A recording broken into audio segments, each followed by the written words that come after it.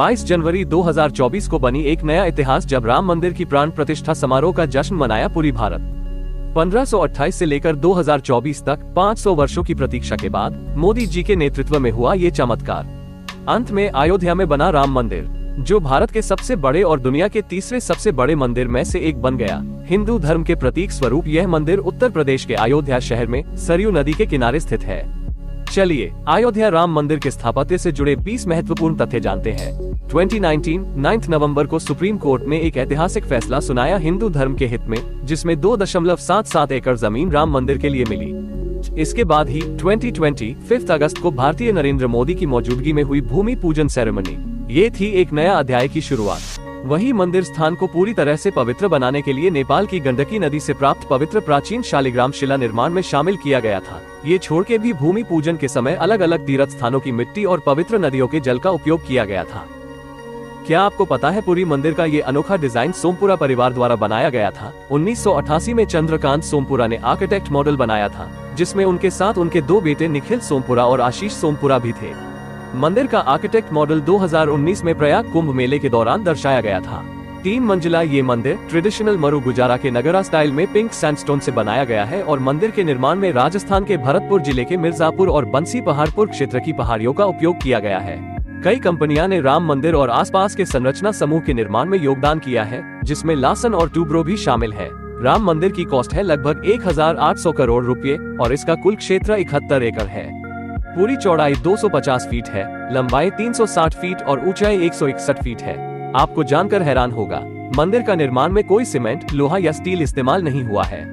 इसके निर्माण के लिए ग्रेनाइट पत्थरों का इस्तेमाल हुआ है, जिससे 21 फीट ऊंचे स्तंभ का निर्माण किया गया है, जो मंदिर के लिए मजबूत और टिकाऊ नींव प्रदान करते हैं। इनले वर्क के लिए व्हाइट मकराना मार्बल और रंगीन मार्बल का कुश्तीला तरीके से उपयोग किया गया है। यह मंदिर न्यूनतम 1000 वर्षों के लिए बनाया गया है। वही मुख्य मंदिर क्षेत्र 2.67 एकड़ पर है। इसमें ग्राउंड फ्लोर में 390 पिलर्स, 46 द्वार और पंच मंडप हैं, जैसे कि प्रार्थना मंडप, कीर्तन मंडप, गुरु मंडप, रंग मंडप और नृत्य मंडप, जो अलग अलग कार्य के लिए बनाया गया है। मुख्य गर्भगृह में राम लल्ला की मूर्तियां स्थित है और फर्स्ट फ्लोर पर राम दरबार होगा, जहां राम, सीता, लक्ष्मण और हनुमान की मूर्तियां हैं। प्रति 390 स्तंभ पर 16 से 28 देवी देवताओं की मूर्तियां सजीव है। दीवारों पर भी सांची हुई कथाओं के पात्रों की आकृतियां बनी है, जो मंदिर की शोभा और बढ़ा दिया है। स्थिरता बनाए रखने के लिए प्रत्येक स्तंभ को विशेष रूप से एक कारीगर द्वारा तराशा गया है। वही दोस्तों, आपको बता दें, मैसूर के मूर्तिकार अरुण योगीराज ने राम लला जी की मूर्ति के लिए 3 अरब साल पुरानी काली चट्टान का उपयोग करके राम लला की मूर्ति तैयार की। मूर्ति 51 इंच लंबी है। भगवान राम की 5 साल की बाल मूर्ति के लिए ज्वेलरी लखनऊ के हरसहायल श्यामलाल ज्वेलर्स द्वारा तैयार किए गए हैं। इसमें 1.7 किलोग्राम पीले सोने का मुकुट शामिल है, जो 75 कैरेट हीरे, 135 कैरेट पन्ना और 262 कैरेट मानिक से सजाया गया है। और दिल्ली के टेक्सटाइल डिजाइनर मनीष त्रिपाठी द्वारा डिजाइन किए गए हैं कपड़े। ये छोड़ के भी सूरत के एक डायमंड ट्रेडर फैमिली ने अयोध्या के भव्य राम मंदिर को 101 किलो सोना दान किया है, जिसका उपयोग किया है अयोध्या राम मंदिर के दरवाजे, गर्भगृह, त्रिशूल, डमरू और स्तंभों को चमकाने में। दोस्तों, क्या ये पता है, प्रत्येक रामनवमी पर दोपहर 12 बजे दर्पण और लेंस की एक प्रणाली राम लला की मूर्ति के माथे पर सूर्य की किरणों को केंद्रित करेगी। सूर्य की किरणों से इस तरह का पहला अभिषेक 29 मार्च को रामनवमी पर होगा। इस यांत्रिक प्रणाली के लिए पीतल का उपयोग हुआ है। आपको बता दूं, मंदिर एरिया के अगले चरणों में महर्षि वाल्मीकि, महर्षि वशिष्ठ, महर्षि विश्वामित्र, महर्षि अगस्त्य, निषाद राज, माता शबरी सहित अन्य को समर्पित मंदिर भी होंगे। साथ ही में मंदिर एक रेक्टेंगुलर परिक्रमा से घिरा हुआ है, जिसे परकोटा कहा जाता है।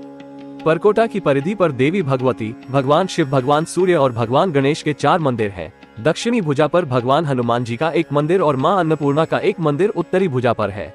दर्शनार्थी के लिए भी किया गया व्यवस्था का कोई जवाब नहीं। सिंह द्वार से प्रवेश करने से पहले भक्त जमीन से 16.11 फीट की ऊंचाई तय करके 32 सीढ़ियां चढ़ने के बाद मंदिर में प्रवेश कर सकेंगे। दोस्तों, अयोध्या राम मंदिर में प्रतिदिन 80,000 से 1 लाख तक दर्शनार्थी प्रवेश कर सकते हैं।